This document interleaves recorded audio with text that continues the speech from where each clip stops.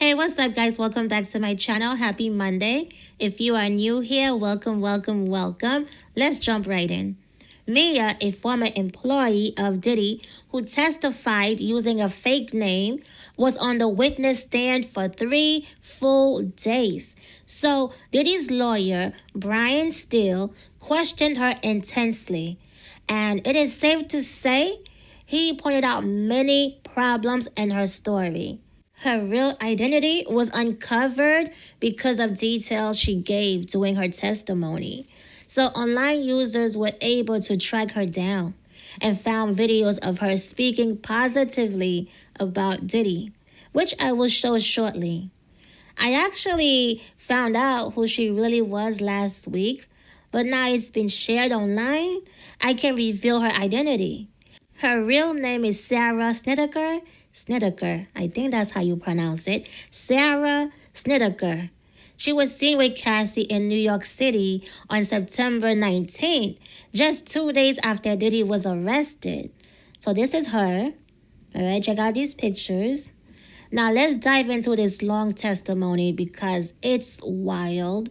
So Mia, aka Sarah, testified that she worked for Diddy first as a personal assistant and then as a director of development and acquisitions for his film business. Mia testified it was chaotic, it was toxic, it could be exciting. The highs were really high and the lows were really, really low. Then prosecutor Madison Snyder asked what determined what the environment was like on a particular day. Mia told the court, Puff's mood. He's thrown things at me. He's thrown me against the wall. He's thrown me into a pool. He's thrown a book at my head. He has also sexually assaulted me. The first time Mia met Diddy, he was in his underwear, she testified. She testified that Diddy's vice president of human resources, Vashta Wilson, introduced her and then left the room. When she landed the job as Diddy's personal assistant, Mia testified, I was so excited and just so excited, so nervous and just really eager. Her first day working for Diddy, she did not sleep. Mia testified she was sent to conduct an inventory at Diddy's home in Alpine, New Jersey. She told the court that once there, she was summoned to Diddy's studio, where she remained until the next afternoon. She then accompanied Diddy to his apartment. How often did you go without sleep? She says all the time, adding that her longest stretch without sleep was 5 straight days. There was always a million things going on. According to her testimony, Mia worked for Diddy from 2009 to 2017. Before that, she worked as a personal assistant to Mike Myers. Prior to that, she worked for another party. Mia told the court that she kept an apartment in New York City, but stayed mainly in Diddy's homes. Were you allowed to lock your bedroom door? Mia says no. Puff said, this is my house, no locks, no doors. She was asked, were you able to leave whenever you wanted? Mia says, I wasn't allowed. I would have to ask permission. Though Diddy had other assistants, some of whom have testified at trial, Mia told the court that for a time when she worked for Diddy, she was his only assistant. How did you feel when you were the only personal assistant? Mia says, I didn't have time to feel, but insane. According to her testimony, Mia was promoted in 2013 to development director for Diddy's Revolt Films, though she told the court she still had to do all the insane assistant situation tasks during that time. The assistant situation included anticipating his whims, needs, and moods according to a list of responsibilities the jury was shown. The same document, which referred to Diddy as PD, said every single day is different. PD can ask you to do 17,000 things, which included everything from cracking his knuckles to doing his taxes to standing next to him for 22 hours a day doing nothing. According to the list, Mia was also advised to stay in PDI's sight while on duty unless he advised otherwise. Mia testified that she and Cassie became like sisters and that she spent as much time as I was allowed to spend with her. Mia told the court sometimes it would be like, go help Cass. Sometimes it would be to accompany her to things, but a lot of times it was to keep tabs on her and to be able to get in touch with her through me to check up on her. Mia testified that something really scary would happen if she and Cassie did something together without Diddy's permission. She asked to describe the relationship between Diddy and Cassie. Mia testified it was a cycle of highs and lows, unequal and equal, toxic. I would say abusive, like it was abusive towards her. Mia testified that she saw Diddy get violent with Cassie at his houses, her apartments, hotels, at events, and on vacation. I've seen him attack her. I've seen him throw her on the ground. I've seen him crack her head open. I've seen him chase her. Did you ever see her fight back? Mia testified, no, I've just seen her put her arms up, like to get him to stop. Mia told the court about the time in Cassie's Los Angeles apartment, to which stylist Deontay Nash previously testified when Diddy allegedly arrived banging on the door very angry and screaming at Cass, have you been drinking? Echoing Deontay Nash's testimony, Mia told the court that Diddy threw Cassie to the ground. Mia further testified that Diddy threw her off of his back when she tried to intervene. He threw me against the wall so quick and so easily, I realized we were in real danger. Mia told the court that Diddy allegedly slammed Cassie's head into the corner of the bed. She started gushing blood, and she ended up with a pretty thick scar on her forehead. His eyes turned black, like there was no getting through. I was trying to get him to stop, and it was like he was looking through me. It was the first time I realized the danger we were actually in.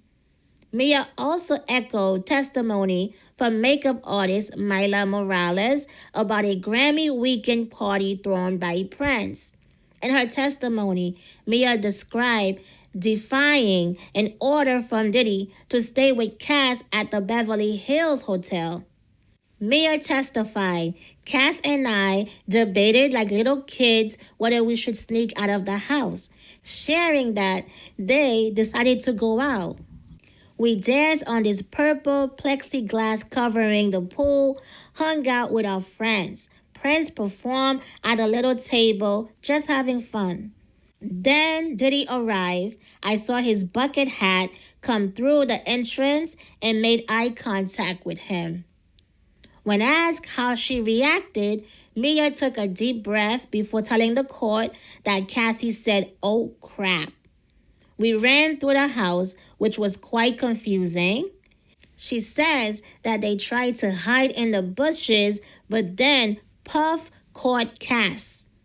Mia testified that Diddy allegedly had Cassie on the ground and started to attack her before Prince's security guards allegedly intervened. The next day, Mia testified she was told that Puff was suspending me without pay and that I was in big trouble. She testified that Bad Boy's human resources person, Vashta Wilson, allegedly told her that Puff said I was being insubordinate. Mia told the court about a time while vacationing in Turks and Caicos, Cassie came running and screaming into her hotel room. Mia told the court she was screaming for help and saying, you gotta help me, he's gonna kill me. referring to Diddy, describing it as the most terrified scream. Before the two women started blockading the door with furniture and running out the back door to the beach. I just remember we were running so fast down the beach, and I remember being shocked that we could still be attacked by mosquitoes while running. She testified about another time while attempting to escape an allegedly irate Diddy on the beach when she and Cassie hopped onto stand-up paddle boards and paddled out to the sea. He was running back and forth on the beach behind the house, screaming at us. We were able to get out very far. I just remember things getting smaller and smaller. At some point, the weather turned unfavorable, prompting her to think that she and Cassie would have to make a choice: face Mother Nature or go back to face Puff. Mia also told the jury about a time she sat next to Diddy and Cassie at the premiere of the Brad Pitt movie Killing Them Softly at the Cannes Film Festival. Puff was talking to Cassie with his teeth clenched, but in an aggressive way. He was digging his nails into her arm.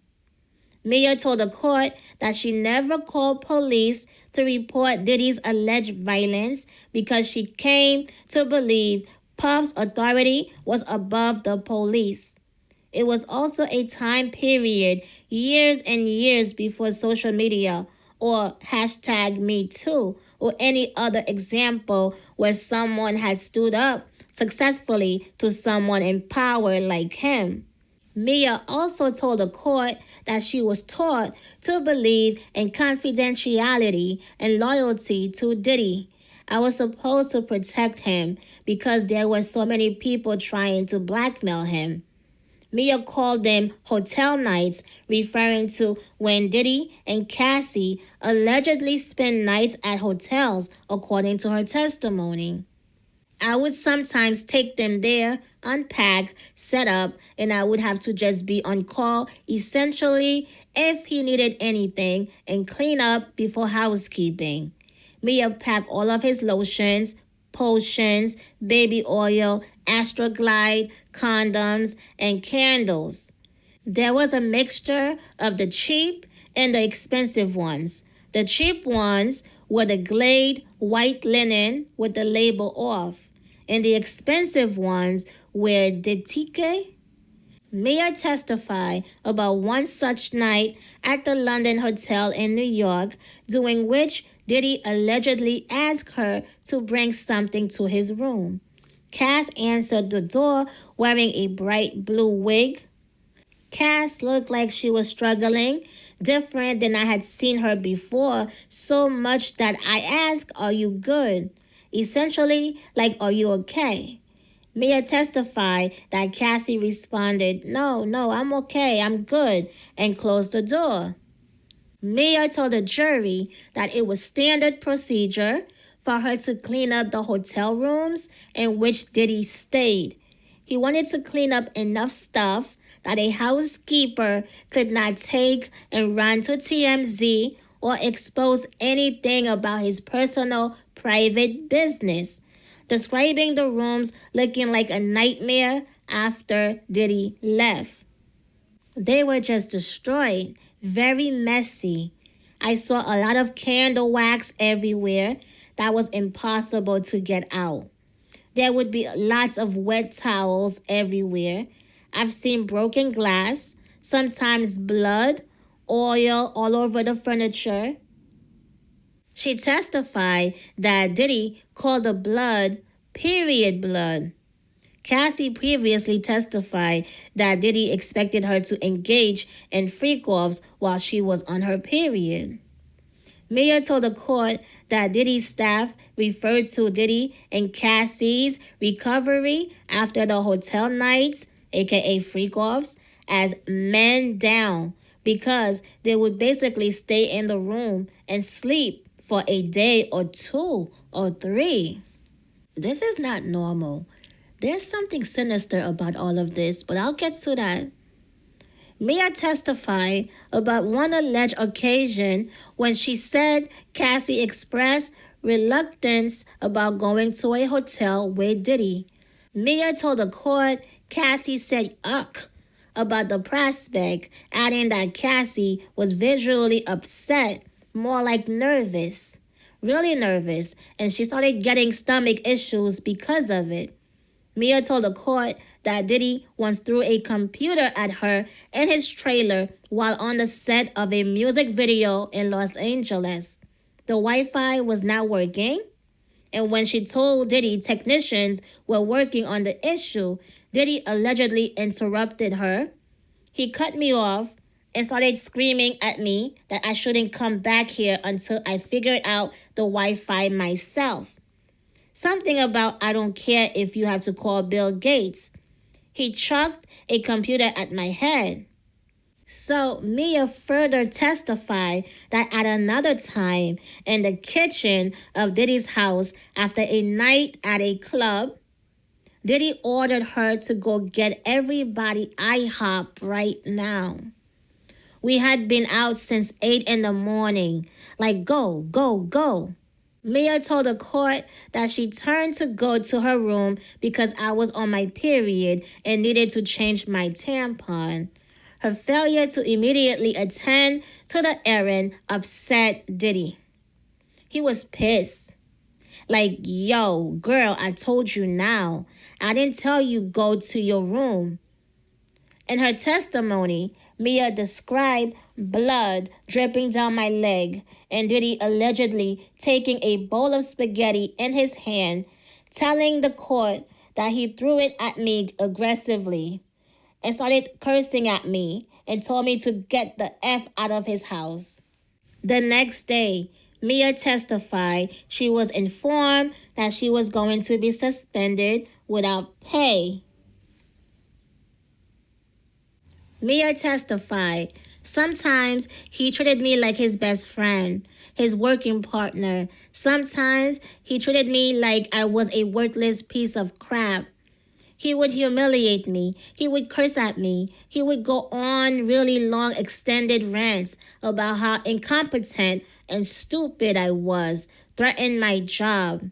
Mia told the jury that Diddy would dangle job opportunities before her or threaten to take them away, depending upon his mood.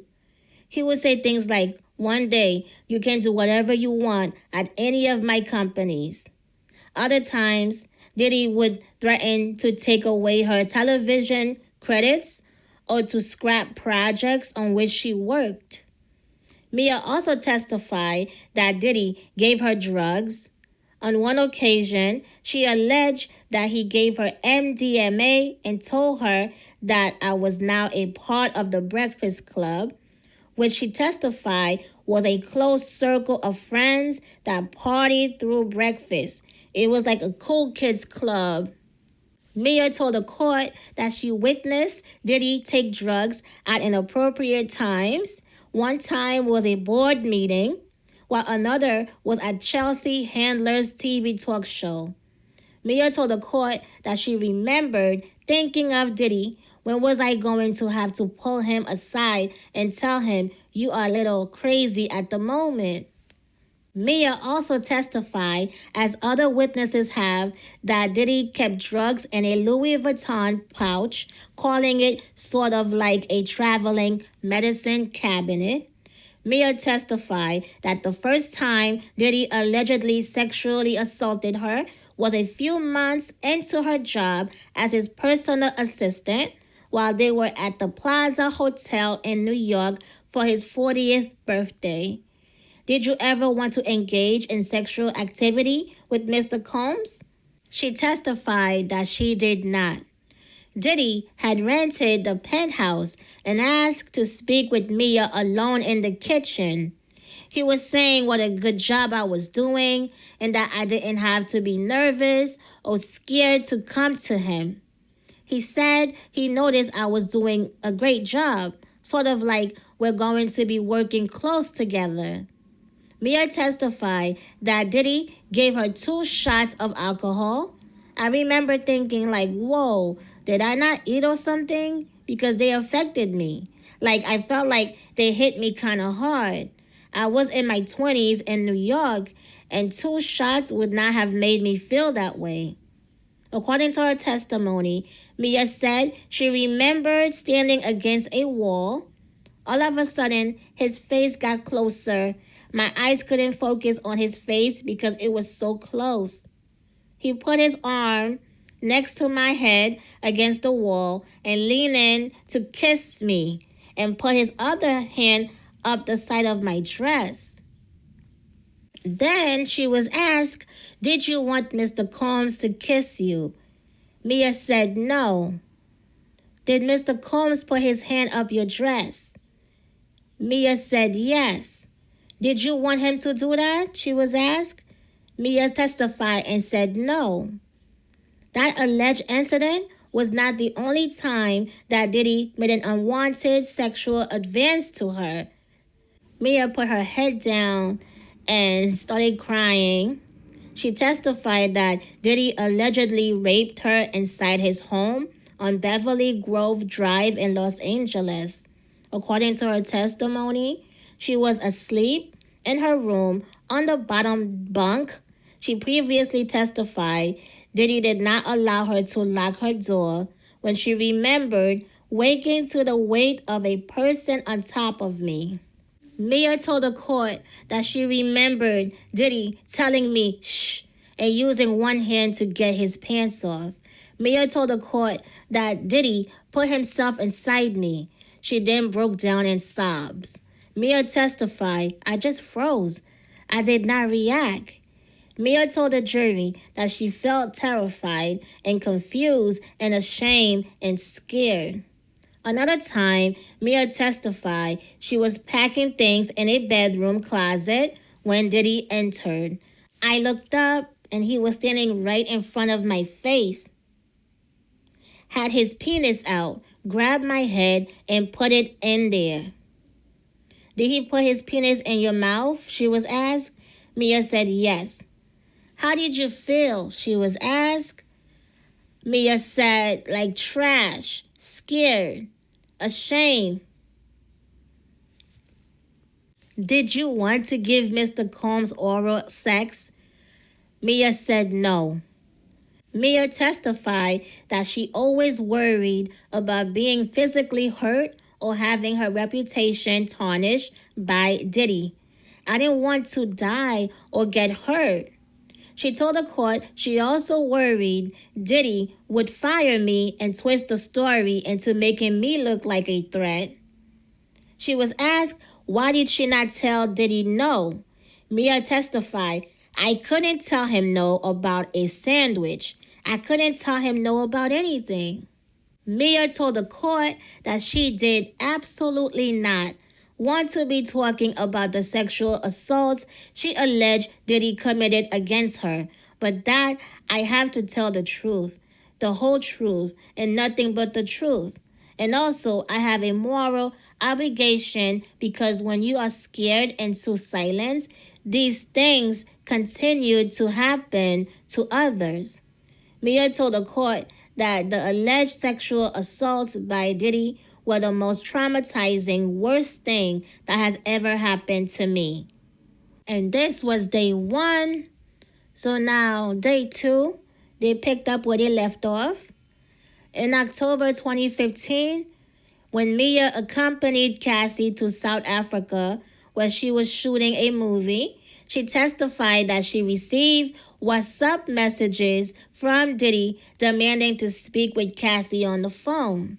"If you don't call me now, F it all, and I'ma tell everything. And don't ever speak to me again. You have 2 minutes.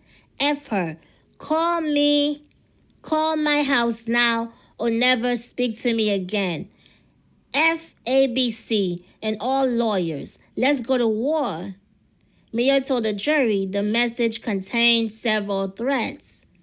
"I thought he was going to tell Cass about the sexual assaults framed on me," explaining that she believed Diddy would portray the alleged sexual assaults he committed as consensual encounters initiated by her. Mia explained the next part of the message. I had finally created and developed and started writing a comedy TV show based on a funny version of a character like me and his world. And we had sold it to ABC. And when I was in South Africa, the press broke and it was the most exciting thing. He is threatening to take that away. Did the show end up airing? Mia said no. In subsequent messages, Diddy insisted, call me now, call me now, call me now, call me now, call me now. Mia told the court she tried to assure him she and Cassie were not ignoring him, but were busy on the movie set. I've come to the conclusion it's best that we no longer have any dealings. Please don't call me. I won't call you, a message from Diddy said. The jury saw other messages in which Mia would sign off, love you, or you know I love you, but she testified that was meant to placate Diddy and was not expressing romantic interest. Mia testified that in 2010, she was with Diddy, Kim Porter, and their children on a yacht he chartered in St. Bart's when she alleged Diddy called her into his cabin and asked her to count money. He got really angry with me and started yelling that I was counting too slow. He got really irate with me. I was trying to count the money because that wasn't my job. I wanted to make sure it was right. She then told the court that Diddy said to her, you better learn to walk on water like Jesus, B-I-T-C-H, and chased me out of the room. The yacht crew took her to shore, but then received a call on a walkie-talkie saying she had to come back. Did you want to go back to the boat? Mia said no. I just wanted to run and hide and figure out a way out of St. Bart's. I just wanted to get away from him. Instead, she testified that she returned to the boat. I felt I had to. I obeyed Puff's orders. Later, she told the court she was informed she would be suspended. She testified it was one of several times that happened. There would be some sort of violent situations where I would be chased and be hiding somewhere. It was pretty much when I reacted. Who was violent in these situations? Mia said Puff. She told the court about one suspension in March 2011 after Diddy entered his Los Angeles home and asked Mia to post some workout clothes for him. He did not notice that I had laid all the options out on the closet floor and had laid some out on the dresser in the entryway. He began cursing me out, going on a rant about the lack of options and how he hated certain things. And as he's yelling, I tried to point to the other options and also say, and if you don't like any of these, I can help you find something. She testified something violent happened after that, but she did not recall what. In a subsequent email, James Cruz, who worked for Bad Boy as talent manager, asked her who's handling the tickets for Kids' Choice Awards. Mia emailed back, I would totally help, but he's firing me at the moment. That same day, Mia received an email from one of Diddy's bodyguards, known as D-Rock, who asked her what happened. Mia said in an email, he's so psycho, D. He's so mean. He just went bat-ish crazy on me because he didn't see all of these workout options folded, organized. And she asked D-Rock, give me a warning before you guys come back. On cross-examination, defense attorney Brian Steele confronted Mia with a series of her social media posts to question whether Sean Combs really traumatized her the way she described on direct examination. One post from October 2013 showed a picture of Combs in a coffee shop with the caption, "Just number one guy on the Forbes list getting me a vanilla latte. No big deal." Brian Steele noted the post came about 4 years after you say Sean Combs has traumatized your life, right? Mia testified, yup. On November 4, 2013, Mia posted a photo of herself in a hospital gown as if giving birth with Combs posed nearby, playing the doctor with a caption that read in part, "Thank you for always letting me give birth to my dreams." Brian still asked, "You chose this image?" Mia testified, mm-hmm. Brian still followed up, and it's the image of Mr. Combs being a doctor and delivering a child. True? Mia testified, "The character, yeah, it's a funny video that Andy Samberg directed. I was proud I was in a funny video." Brian still said it was 4 years to the day after Mia said Diddy first sexually assaulted her at the Plaza Hotel. Another social media post showed Mia wearing a tutu standing next to Diddy.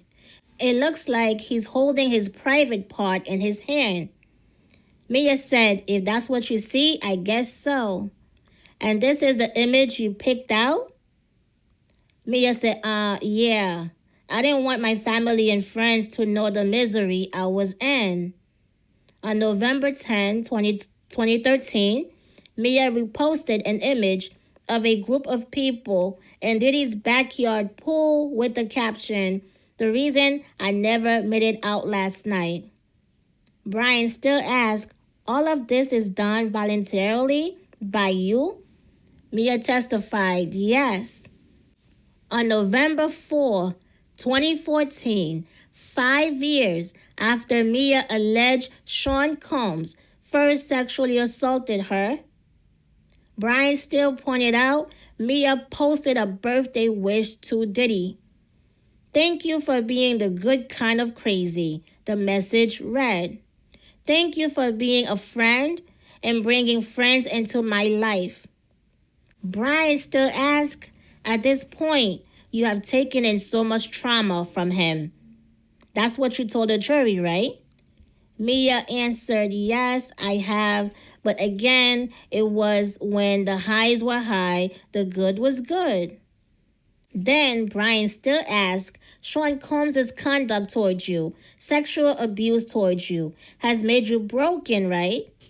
Mia testified, "The sexual abuse was part of the ways that he ruined me. Yes, there are many other ways."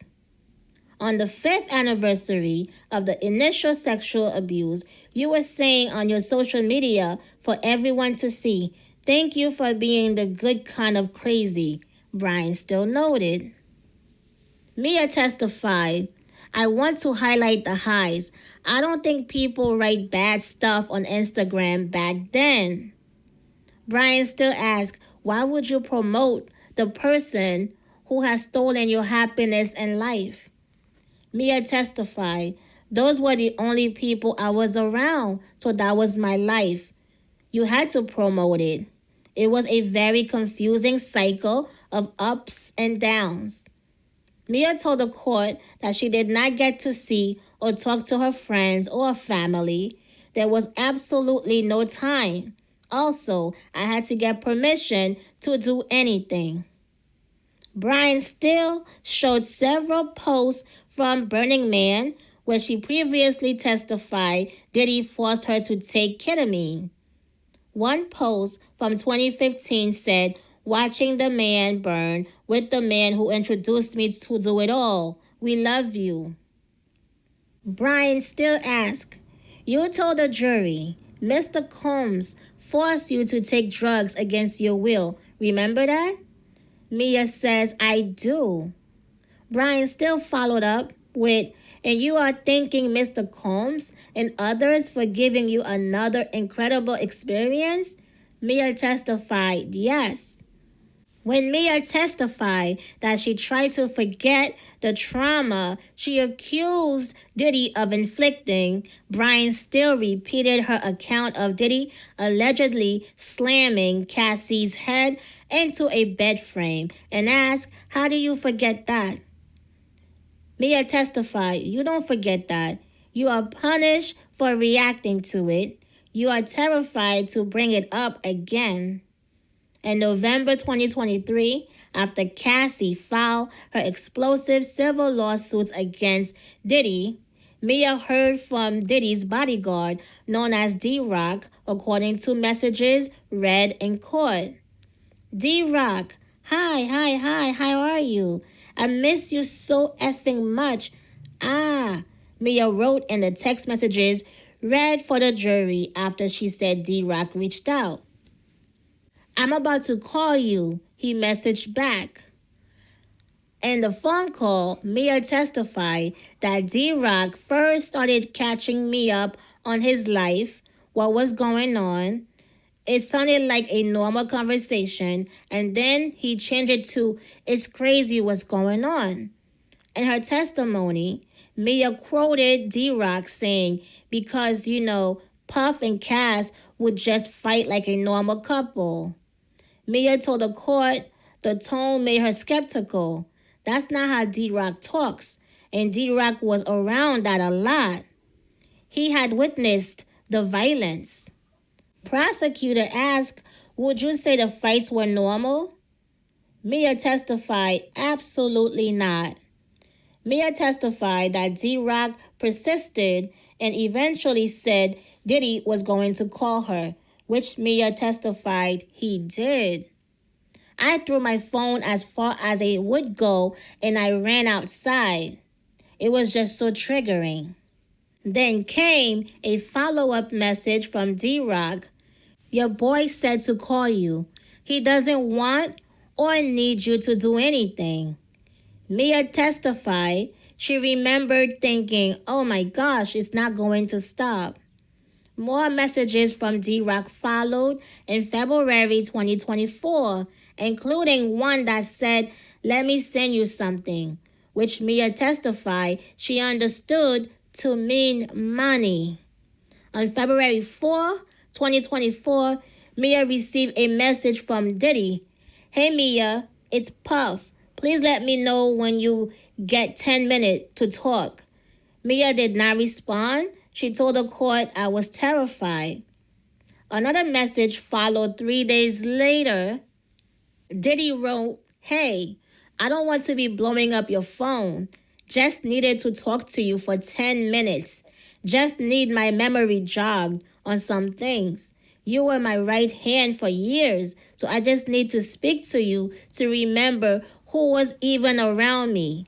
And it would be good to hear your voice."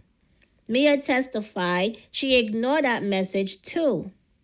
Then she was asked, why did she not respond when it seemed Diddy was being nice? She testified, "I knew it was a front." Mia's direct testimony ended by her explaining to the jury that she has been unable to hold a job since leaving Diddy. "I haven't been able to do it because I suffer from complex, severe PTSD. I would be triggered by really normal situations with like an overwhelming sense of fear of being in trouble." She was asked who was the person who caused these feelings. Mia testified, "Puff." Then they went in a brief break.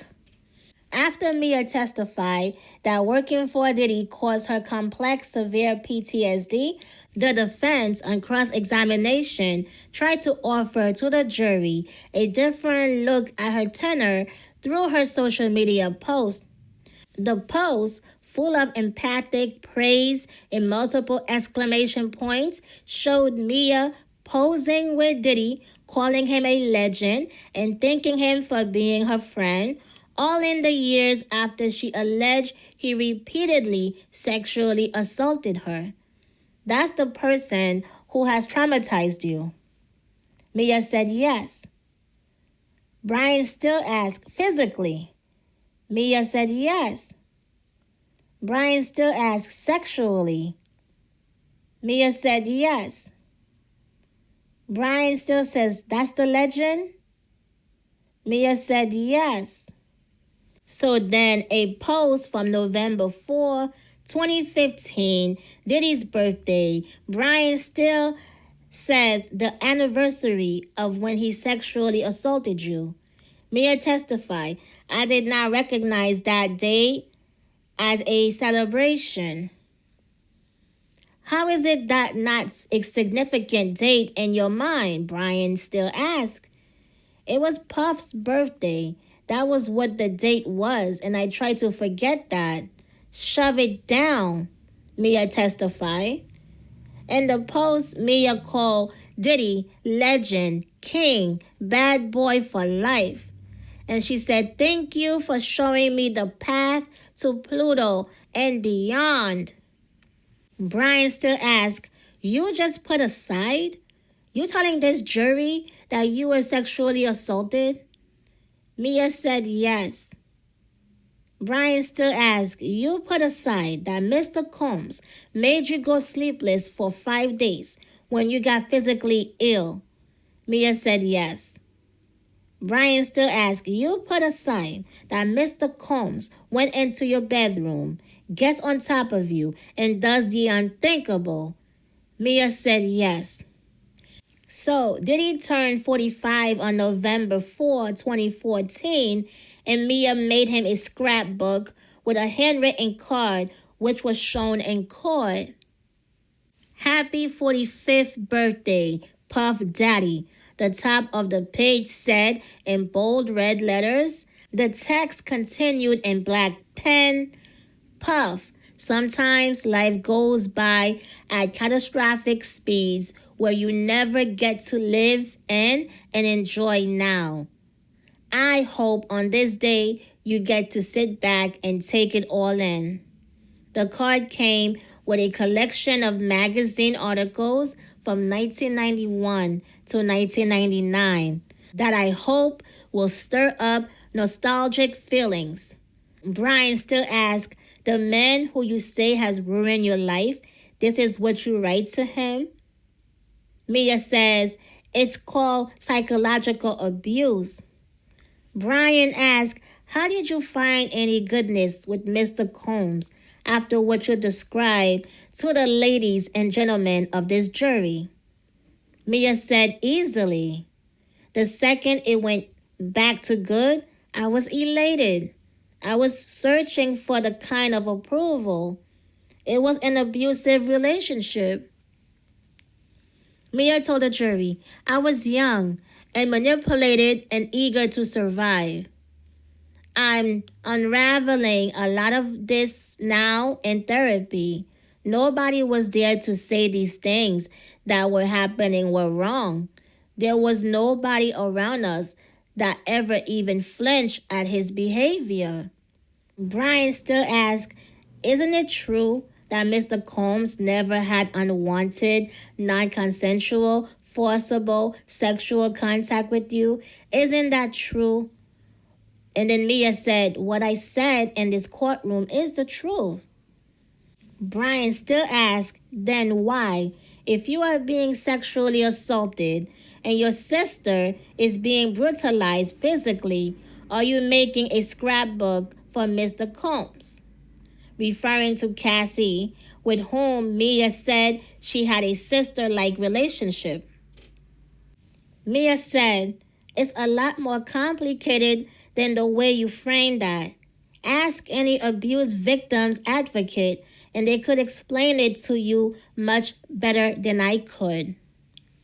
In December 2016, when Mia was informed Diddy wanted to dissolve his Revolt films and that her employment would end, she texted Diddy's chief of staff, Christina K.K. Koram, saying, I'm going to kill myself. My life is over.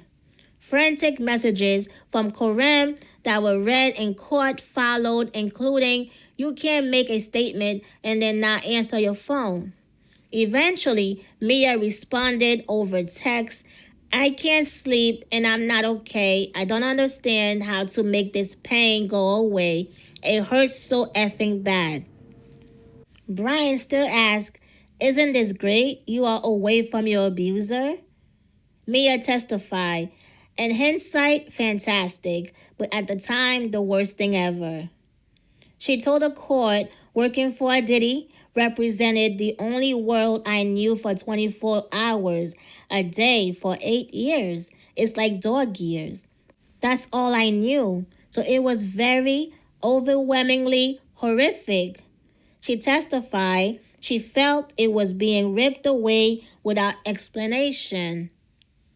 That was it for day 2. Now on day 3, Brian still continued his cross-examination. So the defense showed the court a message from January 15, 2019, in which Mia texted Diddy to tell him about her having a nightmare about being trapped in an elevator with R&B singer R. Kelly and how she dreamt Diddy came to her rescue. The person who sexually assaulted you came to your rescue, correct? Mia replied yes. Brian still asked, you had to tell him that he's your actual savior. Mia told the court yes. The following March, Mia texted Diddy the message, sending all the love in the world, with a heart emoji. The defense showed the courtroom. You're not under the grip of Mr. Combs at that time. Mia disagreed, telling the court, no, I still was psychologically. She also testified that the timing of the message in question coincided with the recent passing of Kim Porter, the late mother of 4 of Diddy's children. Mia also testified that part of her job was to carry around a small camera to record Diddy. Do you have any recording of Mr. Combs berating you? Brian still asked. Mia said no, I would not have ever been allowed to record that. Because it's not true, is it, Mia? Brian still asked. Your statements that you were the victim at the hands of Mr. Combs of brutality isn't true. Mia responded to the court, everything I've said in this courtroom is true. In August 2020, more than 3 years after her separation from Bad Boy Records and Diddy's employment, Mia texted Diddy, life is effing insane. And supposedly it all happens for a reason in order to elevate us in our human experience. But it's rough. I love you with all of my heart and I'm here for you forever. When Brian still asked her about the message, Mia told the jury that she had been brainwashed by Diddy. Brainwashed meant I was in an environment where the highs were really high and the lows were really low, and it created a huge confusion in trusting my instincts. I was punished whenever Puff would be violent and I would react, confusing me and making me think I did something wrong. Nobody around batted an eye. He was still praised by everyone around him and the public. Again, I felt like I had done something, betrayed him in some way. I felt horrible about it, like I had done something wrong. I was always constantly seeking his approval.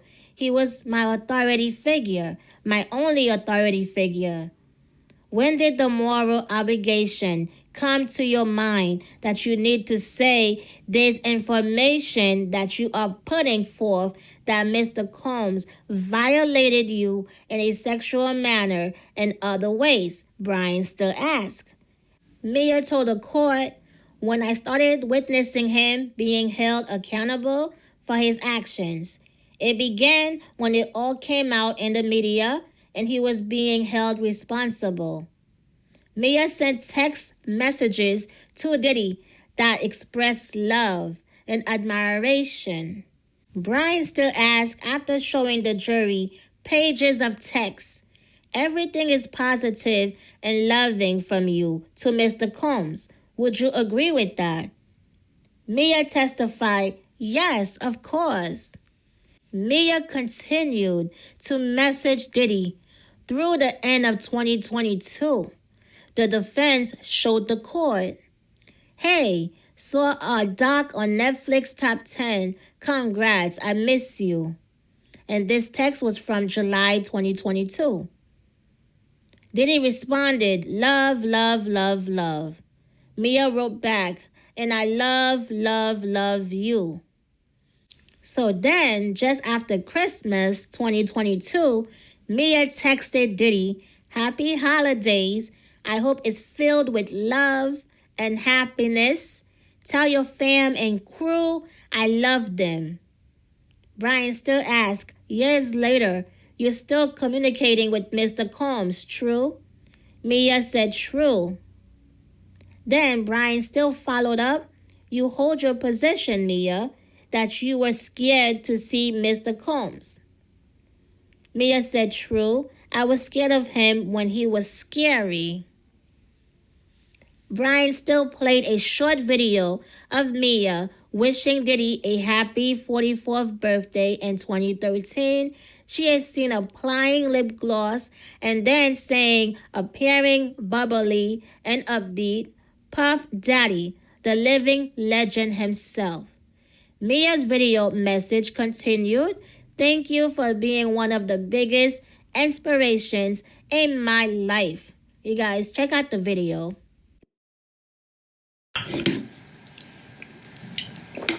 Shameless plug. Gotta put my lip gloss on. Poppin'! Puff Daddy, the living legend himself. You have not only revolutionized the game, but the entire world. I am so blessed to call you my friend. Thank you for truly being one of the biggest inspirations in my life. To another 44 years of brilliance. Let's fuck shit up.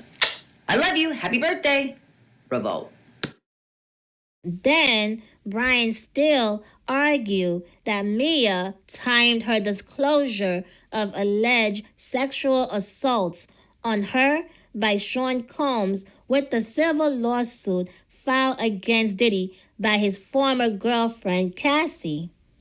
Brian questioned why Mia did not tell federal prosecutors about her claim that Diddy, Sean Combs, allegedly sexually assaulted her until June 2024, 6 months after Mia began meeting with them and 7 months after Cassie's civil lawsuit was filed. Brian still asked, do you remember the first time you ever made a claim Mr. Combs ever sexually assaulted you was on June 18, 2024? Mia testified, I don't remember the dates, but I do remember that horrible conversation. Brian still says that is 7 months after Ms. Ventura's lawsuit went viral.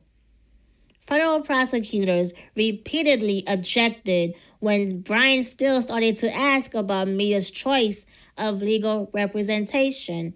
The judge sustained the objections and called a sidebar. The jury did not hear that Mia is represented by Sean Crowley and Michael Ferreira, two lawyers who represented E. Jean Carroll during her lawsuits against President Donald Trump.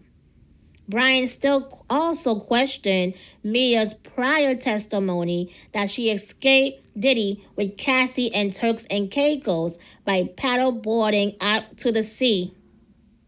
Brian still asked whether there were any text messages, emails, or photographs referring to the alleged event. Mia testified that there were not. Was that just made up by you? Brian still asked. Mia said no. Brian Steele's next question earned a sustained objection. How is it that all these events have no photograph or text message or email from you? Brian Steele also earned a sustained objection When he asked Mia whether she hired a lawyer in 2024 because she wanted to join what he called the hashtag #MeToo money grab against Mr. Combs. Brian still asked if Mia met with federal prosecutors 27 times in advance of her testimony. She told the court that she did not recall a specific number, but knew that it was quite a bit. Then everyone took a lunch break. All right, so it was established that Mia met with federal prosecutors a total of 28 times, beginning in January 2024. Mia did not tell prosecutors about her claim that Diddy sexually assaulted her until June 2024, after she hired a top-notch lawyer. After leaving Diddy's employment in March 27, Mia testified that she went to work for Madonna for 8 months. Did Mr. Combs assist you in getting that job? Absolutely not, Mia testified. Do you have any evidence to show this jury that you were somehow blacklisted? Mia said, no, of course not. She did, however, repeat her assertion that she experienced retribution by Diddy. He took away the TV show that I created. He took away the credit I was promised in the documentary. Brian still questioned the reason for Mia's departure from her employment with Sean Combs, following up on her testimony that she was surprised her job was eliminated. Isn't it true that you were let go for failing to arrive on time and for drinking? Mia testified, absolutely not. When Mia wrote in a text message previously shown to the court that she was going to unalive herself after she lost her job with Combs, Brian still said it was because you loved that job. Mia took issue with that characterization. My entire world was being ripped away from me. In hindsight, that world was awful. I didn't know it at the time. You wanted to work and continue to work for Mr. Combs and his business, Brian still asked. I wanted to follow my dreams, and I had a separation from them, Mia testified. You made the decision to continue to work for Sean Combs and his business, right? Brian still asked. Mia testified, I didn't think I had a choice. Brian still asked, is it true that Mr. Combs promoted Miss Ventura more than any other artist in the label? Mia said, I don't know. Then the defense continued asking Mia why she never called the police to report the alleged sexual assaults she testified that Diddy repeatedly inflicted on her. Did you ever anonymously think about calling law enforcement? Brian still asked. Mia said no. You ever hear about a battered women's shelter and just reporting it there? Mia said no.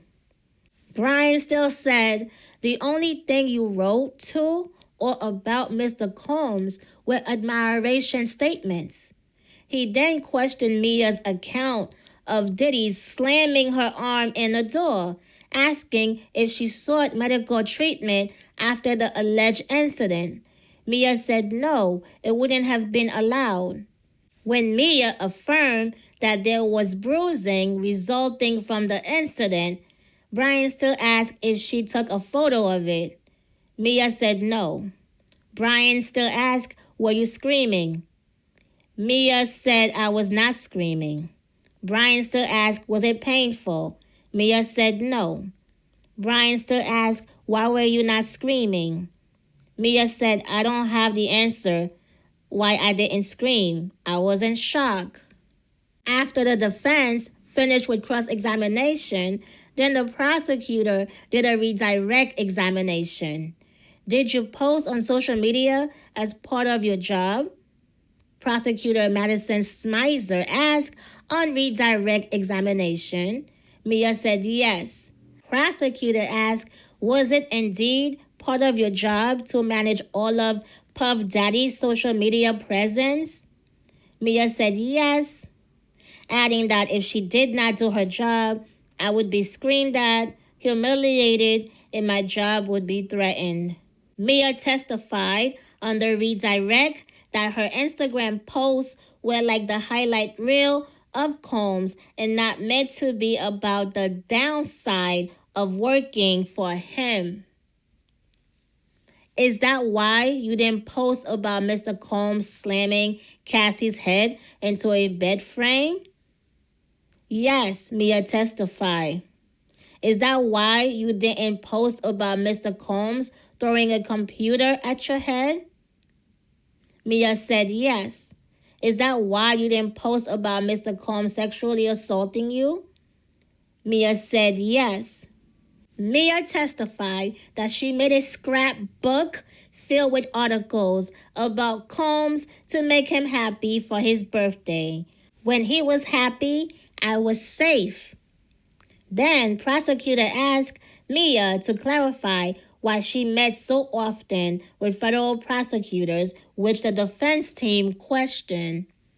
Mia said, I met with the government so much in order to understand my story, and because I was so terrified and I was learning at the same time.